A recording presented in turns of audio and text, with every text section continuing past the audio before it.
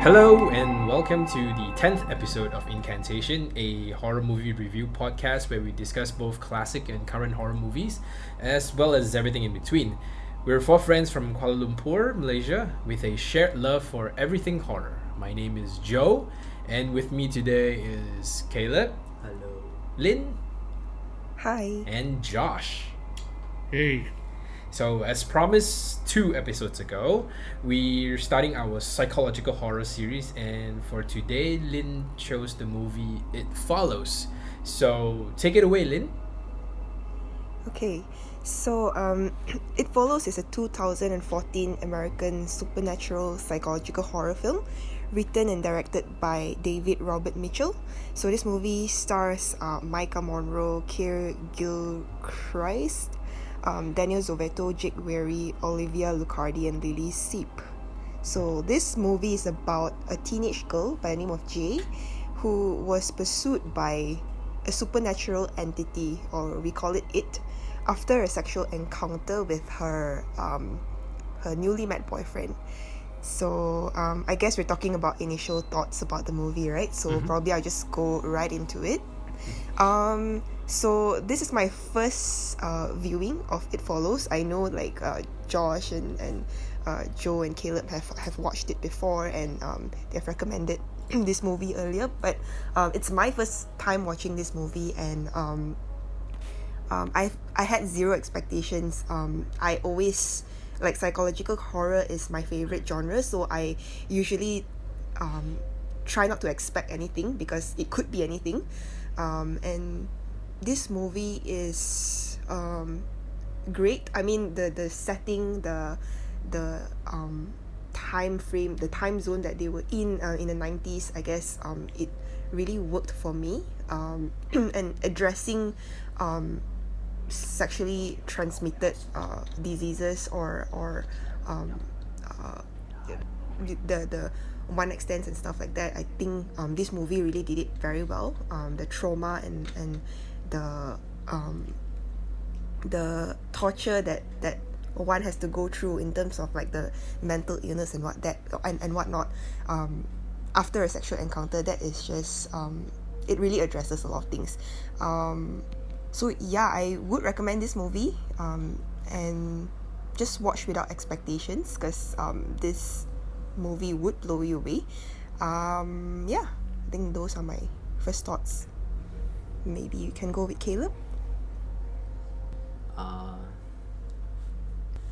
Like what Linian said, this is my second viewing of It Follows. Wow, what to say? Like the first time I saw it, it's I thought it was great. I liked it a lot. It was pretty. It was creepy. The how they shot some shots, and the atmosphere and everything. They did some lingering shots, and you have to see if it's the monster at the background, and those are pretty creepy shots. But on the second time, I didn't like it as much, mainly because of the characters, that the things that they do, right, to avoid or go against this monster. Yeah, You start to realize some of the characters are pretty dumb. Right, the decisions that they make is pretty dumb. So I mean, the teenagers.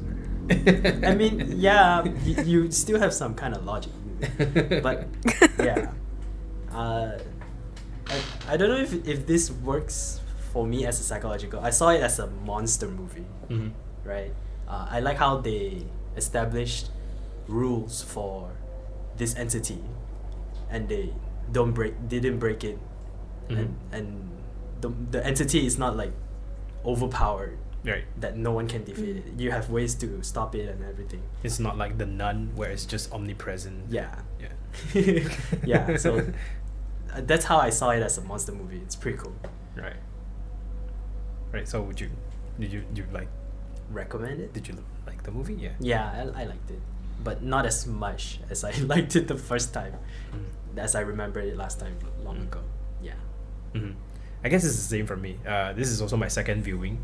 I don't really remember my first time watching it. It was in like 2014, right? The movie. Yeah, it's 2014, so it was like a few years ago, and this is I watched it yesterday. I don't really remember the first time I watched it, but I remember I kind of liked it. I remember scenes. Yeah. Like parts of scenes. Yeah, so when scenes come on, you were like, okay, I guess I know what's gonna happen. But yeah, so but it works as a psychological horror for me, because it's the incessant gnawing of something following you. Right. So I guess that's a fear that people have as well, right? So you're walking along and then someone's just following you. I mean, that itself is scary enough. So the idea of a entity that follows you relentlessly and then like I mean, I'm not gonna get into spoilers, but right, it's very hard to stop. Right. So I guess the second time round watching it, I enjoyed what I enjoyed more would be the aesthetic, the movie, how it looks. It's got a kind of like a faded, like what Lin said, 90s, 80s, 90s style, which is pairs greatly with the music, the soundtrack that's been played. It's sometimes it's overbearing, but it gels well with the scene. But I don't know. I like the soundtrack, the sound of it. Most horror movie nowadays is just blaring zingers, it's and then it's just trying to scare you with sound. The other thing that I like is it's very I would consider slow burn. I mean, someone walked the. I mean, I don't want to spoil it, but it would be considered slow burn. It's kind of slow paced, and then there is minimal jump scares. I don't remember any jump scares. There is a I few. think There there's is none. one. There is one. There is When they are in the house and then when in the cabinet. something behind Yeah. her, right? Okay. So yeah, No, so, it's not something behind her. It's when. Sorry, this is going to be a little bit of a spoiler. But when Paul is looking into the cabin, he's looking into a cupboard, and I think Kelly is going through the cabinet, and then if something falls down, and then that's the only jump scare that I think Right. is in the film. Yeah. right. So there was another scene in the boathouse, I guess. I mean, I wouldn't consider that the jump scare, but Oh yes, that one as well. Yeah. yeah. So yeah, overall I enjoyed it, but I enjoyed different things, two different times I've seen it, right? But yeah, it's a great, very original idea of a horror movie. I haven't seen anything done like this before. So yeah, great movie. Would definitely recommend it. So, Josh? Yeah, during our Hereditary episode, I asked you guys where It Follows ranks among these 5 very strong directorial horror debuts, right? The Witch, Hereditary, It Follows, Get Out, and The Babadook. And I just want to say, as a caveat, right, before you start sending in the hate mail, all five of these are really, really, really good films. Okay, we were just ranking them according to preference, right? And in that ranking, I place It Follows at the bottom of the 5 films. Having rewatched the film for this episode, would I change the ranking? Would you? Maybe not, right? but that's not to say that It Follows isn't good. It's like Joe says, it's very, very good, right? It's cold open. It's probably one of the best that I can remember from recent horror films, and it really sets this tone, right, of dread and suspense, of not being able to outrun this unrelenting evil that is chasing you, and it sustains that really all the way to the end. It's a very clever commentary on the death by sex horror trope. I think Micah Monroe, as she really puts in a fantastic performance, and the supporting cast, some of them are charming, and one of them is slightly creepy. Right? That's you, Paul. What? Paul, like you know, Paul. man, yeah, you need to work on your game, dude. Like that's not how you do it. But if you're going to nitpick, and I guess I am gonna nitpick. I would say that the film does falter a little bit in the ending stretch, right? It felt like David Robert Mitchell had run out of ideas a little bit, although I found myself appreciating the nice touch of the form that the evil presence chooses in the final confrontation. It's something that I missed the first time around, but I appreciated, there was a callback in that final scene. As Joe has mentioned, this is a great example of slow burn, atmospheric, psychological horror. And if there's something that you like, this film is probably going to stick with you a long time after the screen has faded to black. So I highly recommend this film. Right. Okay, so there you have it. This is our non-spoiler section. We will be right back with spoiler discussions, so stay tuned. I used to daydream about being old enough to go on dates. Jay, you awake? What did you do? You're not gonna believe me, and I need you to remember what I'm saying. This thing, it's gonna follow you. This isn't real, I swear to you, this is just some game. If it kills her, it gets me. You don't believe me. Mom? No, it's me. Everything's okay. It could look like someone you know, or it could be a stranger in a crowd. Whatever helps it get close to you.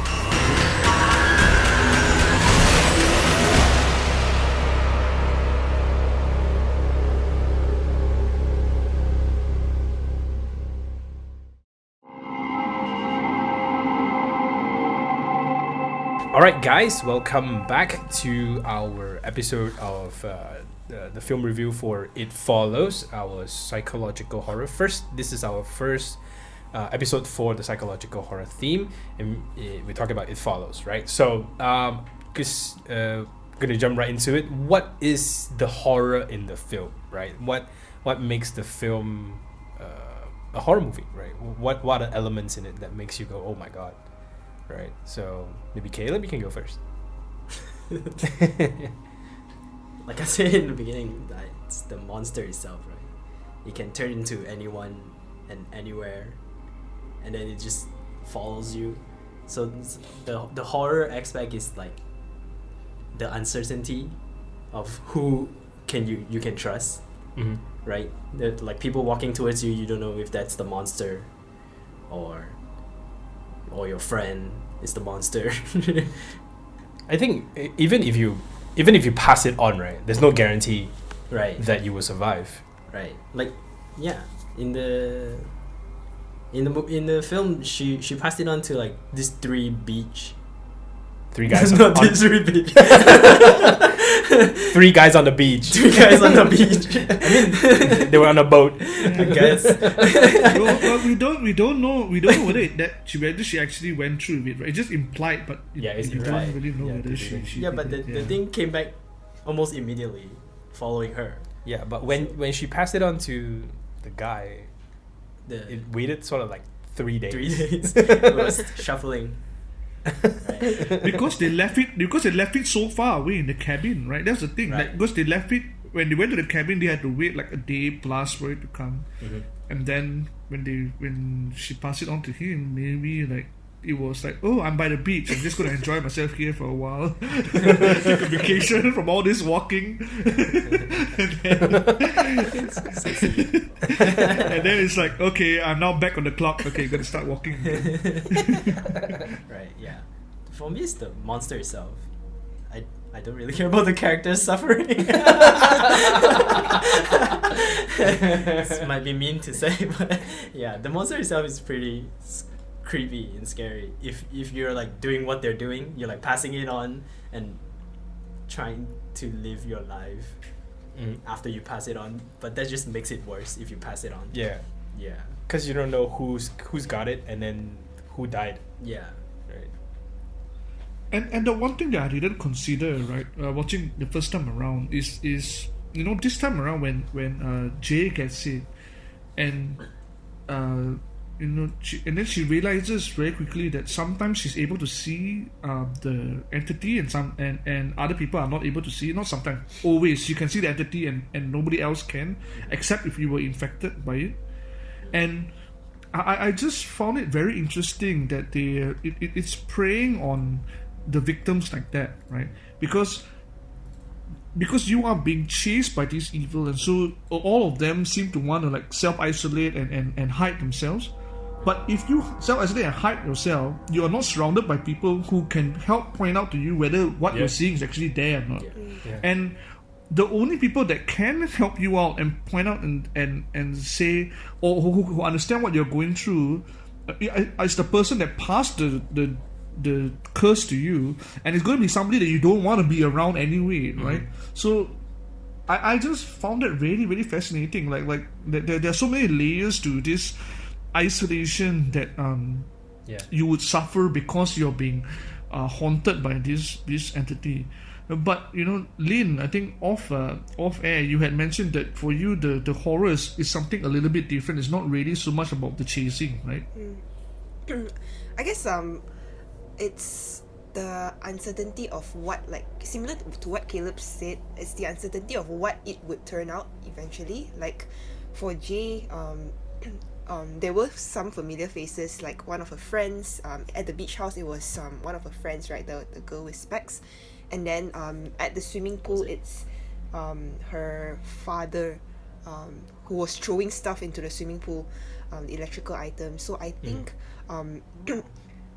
not being able to predict like who's gonna turn up as that entity is quite scary. Like it could be someone really, really dear to you. Like her father is probably I think he's not around anymore. He has passed away, and for her to see that the image of her father doing it, it's quite I think that's the horror aspect for me, like not knowing what is it gonna be.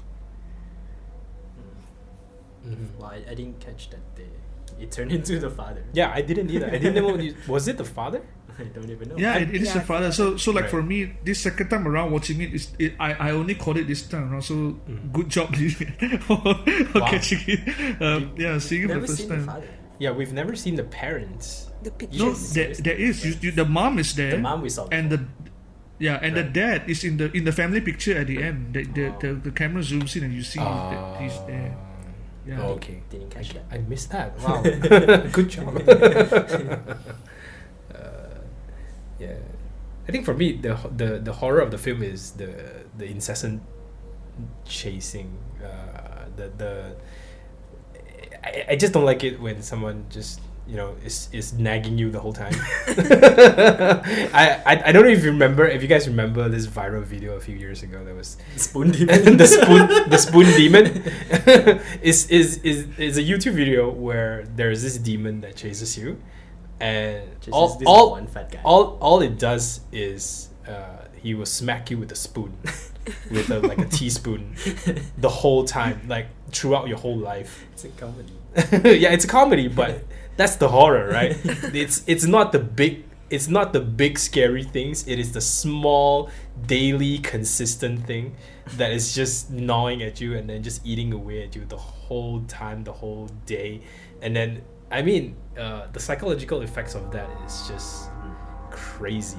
It chips away at your psyche so much that you're gonna go mad, right? One day it's just gonna go mad. I have no idea how the characters is gonna survive this kind of life. I mean, like the ending, I don't know if I should go into the ending of the movie, but it's very ambiguous whether they actually defeated that thing or not, right? So, and to have to always look over your shoulder, right? That beach scene where she's just relaxing and then that thing is coming up behind her, right?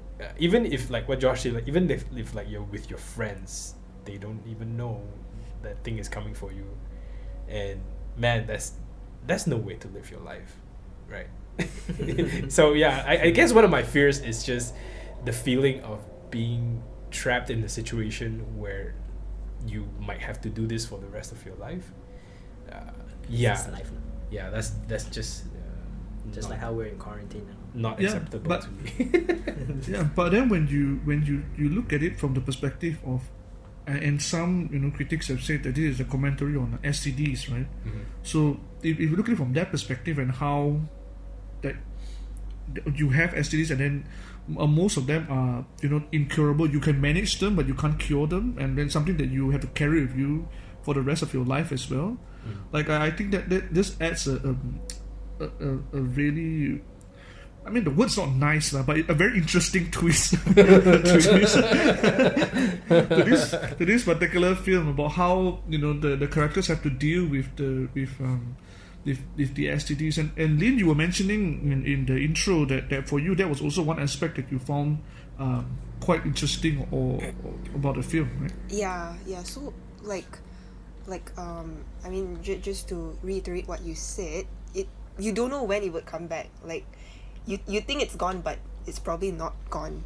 Just like how the character Hugh, or his real name was Jeff, he was freaking out, right? Like, it was a real human behind those few friends, but he was freaking out because like it's still in his head that the thing might come back anytime, but it's actually a real human. It's still playing in his head. And in the show itself, it shows that like the entity will come back and haunt the, let's say if that person has killed like for instance Greg was dead, and then it comes back for Jay, right? Same like how STDs would function. Like you think it's gone, but then not really. It might come back to haunt you like one fine day. So yeah, that, I mean, those are the things that I find quite disturbing. But yeah. Wait, from the point of view of like commentary on STD, does that mean that if you caught it, you should go around spreading it? To survive? No. Just to survive. I think the director said something about it's not really about STDs, but more about death. It comes for us all, and then something like that. So you should go around spreading it. Share the love. So in case you're getting the wrong idea, there is no way to cure an STD by going around spreading it. I don't think that's how it works, but Everyone has it. No one has it. Right? everyone has it. Okay. Yeah. No, but the thing about it is that I think one of the things that I found interesting about the film is death by sex as a trope, right? And this really emerged in horror films. I think mainly because of the fear of the AIDS pandemic that happened in the 1980s. And so you see it prominently in horror films from that era, like especially like Friday the 13th. If a character is having sex, they're probably going to end up dead very shortly after, right? Yeah. It's something that Cabins in the Woods commented on a little bit, but I think what David Robert Mitchell does here is very interesting because it shows sex not just as a pathway to death, but it's also a pathway to salvation as well, right? Like, sex is the only way you're going to get rid of this particular evil. Like, it might still haunt you. You can still see the entity, but at least like you are safe from it. And yeah, Joe, that you mentioned about what Mitchell was saying about the film. I have the quote that he has that right. he mentioned here, where he says, "Sex is the only way in which Jay can free herself from that danger. We're all here for a limited amount of time and we can't escape our mortality, but love and sex are two ways in which we can, at least temporarily, push death away." And I just found it to be really fascinating because it's something that I didn't really consider the first time watching it. The first time I watched it, I also, I think, looked at it from the perspective of, it's a commentary on STDs, but like as Caleb has pointed out, that doesn't really make a lot of sense because of how you're not really, you are not, it is ethically wrong for you to go around passing it to people like that, and it doesn't cure you, right? But looking at it from the perspective of sex as a means to temporarily escape from our mortality, I think was just added a new layer of appreciation for the film for me. Right. Yeah. Maybe we can talk about the way the film looks. I'm not quite sure what the era was in of the film, but I really like it. Reminds me of like the 80s and the 90s, but more 90s, I suppose. So and the soundtrack as well. I don't know what Synth. Hmm? The synth music. Yeah, the synthesizer music. Did you find it overbearing? It reminded me of what's that Netflix show called? Stranger Things. Stranger Stranger Things? Yeah, Yeah. but the world itself didn't remind me of that. It's just the music that reminded me of Mhm. Stranger Things, right? Like in Stranger Things, they have their world has like a lot of 90s stuff, like arcade, Mhm. the food they eat, the things, the clothes that they wear. But this one feels kind of modern. Yeah, it's almost quite like kind of like unsure where Yeah. or when is this film, right? Yeah. There's- Caleb, I don't want to you know, I hate jumping in here because it actually reveals my age a little bit. But Stranger Things is 80s, right? It's not 90s, it's 80s. Yeah. yeah. So, you know, child of the 80s here. I should be probably showing my age, but yeah. It's okay. You're not the eldest. I am. No, but Joe, I think to your point about it, what I found really interesting this time around watching was that I think it's a very deliberate choice for them not to have cell phones. Like that you don't see cell phones at all in the film. The only time we actually see a screen is when what's her name? When she's reading Kelly is reading not Kelly, Yara is reading Tolstoy or Dostoevsky, right, on her little clamshell thing. And so like it's ambiguous enough that and it gives this film like a sort of timeless kind of feel, Yeah. because you don't really know where to place it. And I enjoyed that very, very much. Yeah, I mean, it feels like a dream, doesn't it? Like you're not quite sure where things are, and then the music Yeah. sort of like very ethereal, very synthesizer-ish. Yeah. Yeah, the 80s feels like a dream. Because everyone's on LSD. Okay, hang on. I wasn't, as a child, I wasn't on LSD. How did you even know that? You weren't even born in the 80s. History lessons. What about you, Lynn? What do you think of the soundtrack, or how the movie looks? I really liked it. I liked the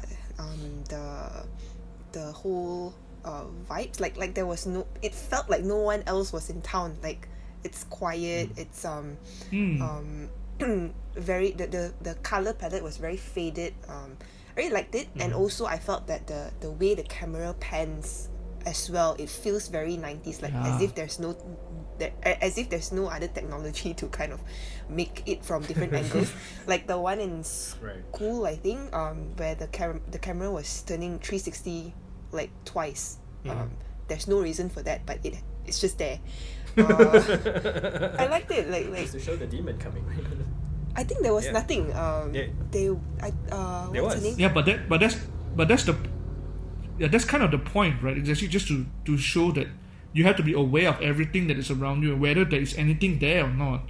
Like that's something that she's going to need to be aware of forever, right? Unless she can get rid of the curse. Yeah. The music, I really love the music. I didn't find it overbearing actually. I thought it contrasted very nicely with the camera movement, because a lot of the time the camera is very static, right?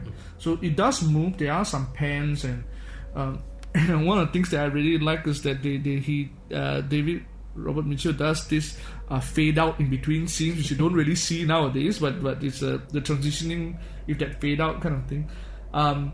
But the contrast between having a static camera and then have the music be the one that creates the kind of tension, right? Because usually what you have now in well, what you see a lot of times in horror is that the camera movement will mirror the music. The more the music amps up, the more the camera moves around, or is jumpy and or goes into handheld mode, for example. But you don't see it in this particular film. Like when one goes up, builds up, the other one is still pretty much static. And I also like you have when the music is as the film goes along, you can hear distortion in the synth. It doesn't happen at the start of the film, but then as it goes along, like there's a pitch modulation in the synth to show like I guess the increasing tension that the characters are feeling, and there's this static that's introduced as well, which then builds up into the thunderstorm at the climax of the film. So I thought that was really cleverly done. All right, let's talk about the ending of the film. I mean, they're like the epitome of stupid characters with stupid plans, right? Especially the pool scene. Yeah, I mean, I'm talking about the pool scene. Right? So they sort of like want to try and lay a trap for that demon. Or Trap whatever. yourself. In the end, she trapped herself in the swimming pool. Right. So, what do you think of the scene of the ending, Caleb? Was that the ending? That's not the ending, right? I mean, that's sort of That's the climax. The climax showdown, of the film, right? Where they try to. Someone else go first. I don't remember the ending. You just saw it yesterday. Okay, I'll go. Right, so Paul firing a gun at an invisible entity when you have Kelly and Yara lying in front of him is just really, really dumb. Right? You can't see the entity. You can see your two friends, and you are shooting directly at them. Like, what are you doing, man? And wanting to electrocute an entity that you have seen is very comfortable shrugging off headshots. Like that is also a bit dumb. Like, for a film where the characters, I think up to that point, have done mostly... I can understand why you're doing what you're doing, right? Like, even when she drives off on her own and... I can understand why you're doing that, because you're really scared and you're really frightened.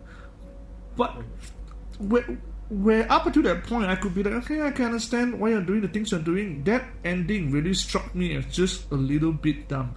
And I'm not sure whether that's the point, because like there are 4 teenagers... They are as teenagers, you are going to do dumb things, but for a film that is as deliberate as this, right, and it feels very well thought out up until that point, the ending just rubs me the wrong way a little bit. and maybe this is also because, like, coming into the film a second time, I could remember from the first time I watched the film, man, that ending is not, it just doesn't do it, right? So maybe I'm already bringing my own baggage into the film. But Lynn, you are watching it for the first time. Like, did you feel the same way? Did you think like the characters were a little bit dumb, or could you maybe understand why Paul was shooting at his friends? Maybe he wanted to kill them. That's what Joe said. That's what I said yesterday. Yeah. So they it's are like really it dumb. is actually. Yeah, it is actually the friends that we make along the way.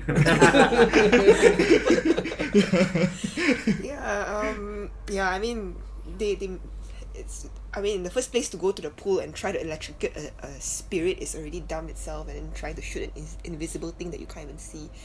That is I don't know how to interpret. Aside from that, I don't know how to interpret the ending where not really the ending, but almost the ending, where there was a pool of blood in the pool. I'm not sure what it signifies. I don't know what it signifies, whether the thing is dead or whether it's going to come back. But from what I understand from the earlier scenes, where like what you said, the entity got headshot and it just stood up like nothing happened. So I'm assuming it's not dead.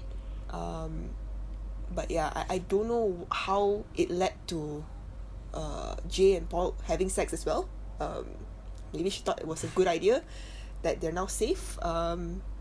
yeah, and the ending itself, the last scene where they were holding hands, there was a guy following them at the back. I would interpret it as the thing is still around lah. But yeah, I'm not too sure if you guys think the same. Yeah, but I forgot that Paul also shoots at Jay while she's in the water. yeah. Caleb was like, she's gonna get headshotted. The entity was right behind her. Right. And the guy was shooting right at her. Right at her. And he headshot that thing. It's like 100% pure luck. Yeah, and we need to know that there's refraction of water as well, so the angles may not be the most accurate. Yeah. Right. Right. And that pistol is like a magnum pistol, right? It's not like a weak ass Glock. It's like a magnum. So like if you get hit with that thing, like the friend who got hit in the leg, right? No one cared about her. That's a huge gun. They're like, is the entity dead? Their friend is like, I'm dying. The smart one was the girl who tried to pull a blanket over it. Yeah. Right. Kelly, right? Kelly, the sister. But the thing, about Yara, right? Like she seems to only be there to read Dostoevsky. Like that's the only thing that she did in the whole film, and then she gets shot. Like I feel so bad for her because like she's kind of cute, she's kind of dorky, and then like this is what happens. Like man, She didn't do anything else in the film. well, she went swimming.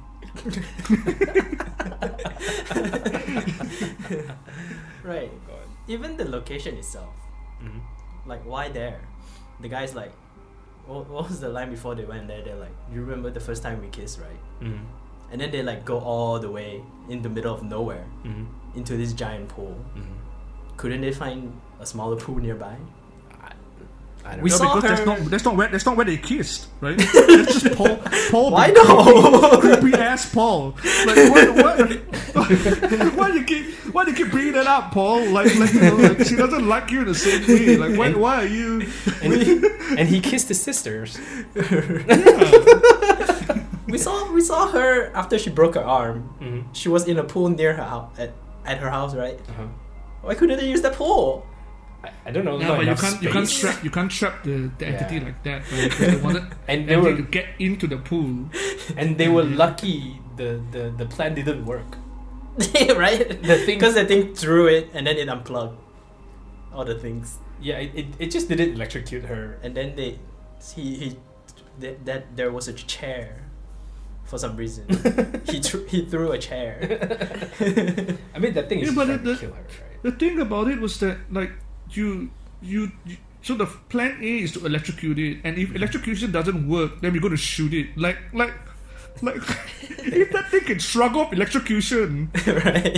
like and yes, it didn't shrug off a bullet before. Like come on, guys. It kind of feels like after they experienced something, like at the beach, the girl shot the monster, then they forgot about it. The guy got hit by the monster, they forgot about it. Then after that, they were like, is this monster real? After the guy got whacked like 10 feet into the air, Right. they're like, is the monster real? I don't know, guy. Yeah, he suffered injuries for it too. Yeah. It just feels like the characters ran out of ideas, but it also feels like David Mitchell ran out of ideas as well. I think towards the end. You can just chalk it up to teenage stupidity. You're not that dumb. I don't know, but like the entity seems to like, I mean, what Paul said, right? Or not Paul. Who's the guy? Hugh. He said it's not dumb. It's slow, but it's not dumb. And no one seems to remember that. Like it's dumb. Right? So I guess this is the perfect time to ask, how would you beat the demon, right? The ST demon. ST demon. The sexually transmitted demon. Spray paint it. Spray paint? Right? Go to the police and spray paint it. then your friends will be able to see it, right? and then not shoot you. It's like so it seems to be like this thing, it follows the law of physics, right? Like it went to try the door. If the door couldn't open it broke into the window when it was going after. It's physical. What's his name? Yeah, it's physical. So and it's slow. Just stand in a room with one door. That thing walks in. You run out. You lock the door behind you. Then that's it. One door, like- how do you run like- out? in a cell, like a prison cell, like go stand in the middle of a prison cell. That thing walks in. Just run circles around it. Run out, and then lock the prison cell behind you, and game over. Right? That fellow won't Just be able to realize get it's out. the same as a zombie. It's the same as a zombie. It's like an Yeah. invisible zombie. Invisible zombie. Once it got its target, it's just mindless. It just keeps going. Right. So just lock it. I mean, my idea would be, dig a hole and then cover it. Yeah. And then that would work as well, cement it. right? I mean, when it falls into the hole, you just, whatever, just burn it, Science. pour cement Yeah. on it. Time to But just- you pour and the upside of pouring cement on it is like it sets it up for you can have It Follows 2099, right? When somebody actually digs it breaks up. out. And it goes back to the whole line of people who had sex, right? Yeah. but they're all dead. No, I'm pretty sure like there's a continuity somewhere. How would you beat it, Lin? I don't know. Stay in the circle of marriage. That's what I said last episode. She stole your answer from last episode. I mean, if you were going to beat it, right? If you were going to encounter it, right? What would you do? Okay, so I don't know if this thing is works like a spirit, whether it could escape. Like if you're gonna trap it, whether it could escape. But if it couldn't, then anything that you guys said would be applicable. I don't have an idea how. I mean, watching the whole film, you never thought about how you would be that thing. Just break dance around it. What? Stay in the circle of marriage. Right, the cheat answer. sleeping with someone else when you have that is unethical. It's really unethical to pass it on to someone else. So, but I guess when you, but in that situation, you might feel like there's nothing else that you could do, right? Which is why first Jay does it, and then I think it's implied that Paul does it as well. Creepy ass Paul going around looking for prostitutes. Okay. I have no idea what that scene meant when the swimming pool just turned all red, but the thing can survive a headshot, right? And then it's with the same gun, and I'm pretty sure if you shoot the gun into the water, the bullet is not that effective, or as effective, right? So I'm pretty sure they didn't kill it, and she just passed it on to Creepy Ball. Then he passed it on prostitute. And then he thought about it. I don't know if he really did it or not, but that thing seems to be following them, right? At the end of the movie, right? I mean, that's what's implied. That's ambiguous. I guess that's what the director wanted, but I choose to believe these stupid people didn't defeat that thing. I think for me, I don't think that even if the entity was still surviving, I don't think the person behind them at the end is the entity. Merely from the fact that if Paul had really gone through his plan to, have sex with a sex worker, then it would have probably taken a bit more time for the entity to have chased them down. It feels like it's still, given that she still has her hand in a cast, that not so much time has passed between the swimming pool and where they are at the ending, right? I think it's just meant to be there, like this presence is always going to be there at the back of your mind. You're always going to feel like you are being watched or you are being followed. I think that's what the ending is meant to signify. I don't think that the entity is actually the one that is walking behind them. Oh, okay. So, is the entity dead? No, right? No, the entire show they're showing it how like they're shooting it, everything. It doesn't die. So yeah, I don't think it's dead, but there's like a theory that I came out with just now. Go for it. The guy that was walking behind them at the end, it's actually chasing after the lawnmower guy. We saw a lawnmower guy, right? So far-fetched. Assuming the guy passed it to guy passed it to a prostitute, so the guy, their neighbor, the prostitute, and he was chasing the guy, the creepy neighbor, chasing the lawnmower guy, and it's just right behind him. That's a great theory, girl. I mean, there's no way we can debunk that. Except for the director coming directly to us, giving us the answer. Okay, sure. What rating would you give this film, Caleb? What rating? At first, the first time I watched it, I actually liked it a lot. I would have given it an 8. But the second time, I would give it a 7. Okay. Yeah, because of the characters didn't really act like normal people. Right. Yeah, they were just doing crazy stuff. They have amnesia. Like selective amnesia, where just forget things or facts about right. the demon. The rules were laid out pretty clear to you. I think I'm gonna be fair and rate it the first time. Based upon the first time I saw the movie, I would give it 8 because it's. I would say it's an original concept, right? It's not. I've never seen anything like this before, I don't know, but yeah, an 8. The 90s aesthetic is great. The soundtrack is awesome.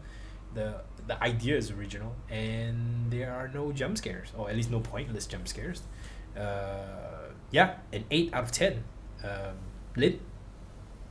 I would give it a 7.5, I guess, out of 10. I really enjoyed the movie. I liked the implications and what they're trying to address. The themes were pretty clear. And I also really like the mechanics, just like you, Joe. The camera, the sound, and the setting is all they're all great. My only reservations are for the stupid characters lah. Yeah, the decisions that they make. Like no one in their right mind would make such stupid decisions. So if there were smarter people, I think I would have given it a better rating. But yeah, 7.5. And I would probably not watch it in the soonest years lah. I mean, it's a great movie. It's just that it's probably not something I would remember in the next month or so. So yeah. Right. Go for John. Yeah, for me, It Follows is really, really good. Even if you don't want to think too deeply about the subtext of the film, right? It's a really clever take on this kind of inexorable, unstoppable killer trope that was made popular by the Halloween series.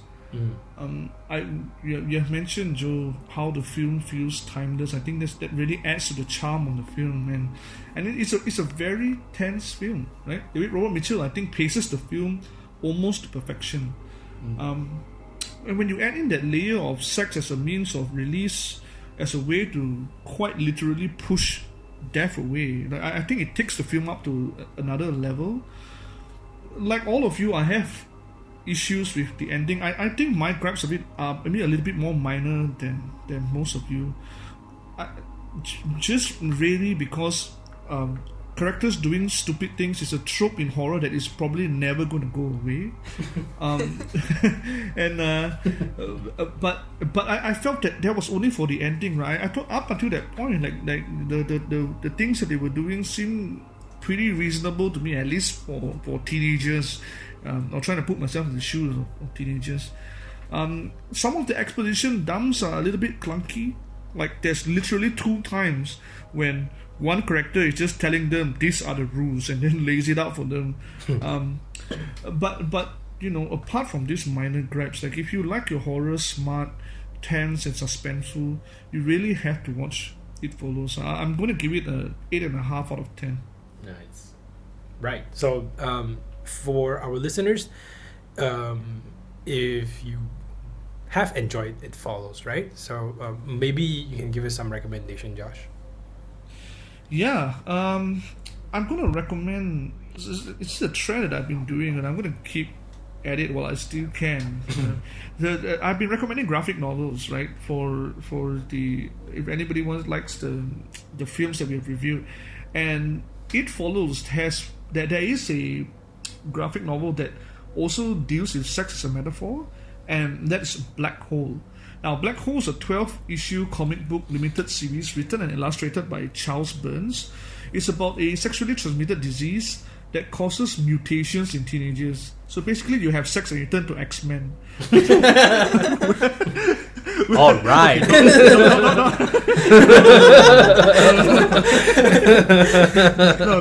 Okay, no. Maybe you should have stopped at that. No. Okay, that's not what happened. It causes physical mutations in the teenagers, and it is really very creepy. It's also in black and white, so which is really shouldn't put you off, right? And it reminded me a lot of Junji Ito, Right. which could reasonably put some of you off. Because if you're familiar with Junji Ito and you don't like his style of the the kind of drawings that he does, then maybe you might want to skip Black Hole. But if you want to explore body horror that looks at sex as a metaphor, then Black Hole is fantastic. Right. Yeah, I myself have a recommendation.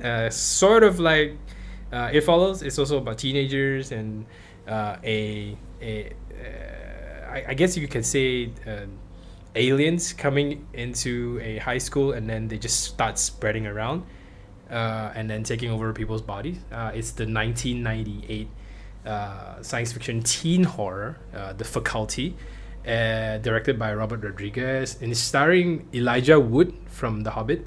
Not The Hobbit, Lord of the Rings. Man, Josh Hartnett. he was Elijah Wood from Sin City. Sin City. Why did you go with The Hobbit first? I mean, okay. Elijah Wood from the Lord of the Rings fame, Josh Hartnett, Jordana Brewster, and then there is Fem Jackson, and then Usher is in this, Selma Hayek is in this, Jon Stewart is in this. So yeah, the first time I saw it, I was like, I didn't recognize any of these people, but like years later, I looking back at this movie, it's like, oh wow, all these famous people before they were famous is in this movie. So I really love this movie. It's like a pet peeve. It's a really dumb horror movie about teens and then their school being taken over by aliens, and yeah, it's Wait, really you mean fun. Jon Stewart from The Daily Show is in this? Yes. Oh, wow. Yes. Why have I not seen this film before? I have no idea. So I'm really surprised Josh hasn't seen it. I think Caleb has seen it once with me. Don't remember. Don't remember. All right, fine. Yeah. Man, I need to look this up. Yeah. So the surprise is Usher is in this. I think I only remember Usher. Yeah. So it's a really fun horror movie about aliens taking over a school. Which if you enjoy It Follows, I guess it sort of like calls back to the 90s horror era for stupid teens doing stupid things. Right. So yeah. So that's my recommendation. So moving forward, we will be on our second episode of our psychological horror theme, and our next one would be Caleb will be picking our next one. So Caleb, would you introduce our next theme? I mean, title. Right. So the next movie that we're gonna watch and review is Seven, the 1995 American neo-noir psychological crime thriller, directed by David Fincher and written by Andrew Kevin Walker. It stars Brad Pitt, Morgan Freeman, Gwyneth Gwyneth Paltrow. Kevin Spacey, R. Lee Ermey and John C. McGinley. Right. Right. It follows this detective named David Mills, played by Pitts, which is Brad Pitts, and his partner, who was his retiring partner, William Somerset, played by Morgan Freeman, to track down a serial killer, which is played by. Okay. Why? You're gonna need to redo that, man. That's a really That's big a huge spoiler. Really? No! It's on Wikipedia. Yeah, that's a huge spoiler, man. How can you not remember that? I don't remember. Right. Maybe you can give us a little preview. I mean, you remember the movie, right? No. You didn't remember the film at all? You don't remember 7? Not specific stuff. What did you remember about the film? I remember the meme. What's in the box?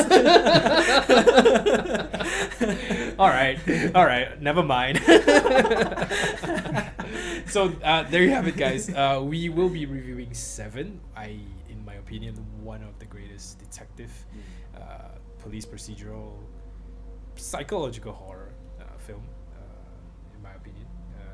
So tune in next episode, guys, to Incantation. Give us a thumbs up or a like wherever you are listening to this. Comment in the comment box, and share us around. Yeah. So Share us around like It Follows. No. not like that. I promise you will not die.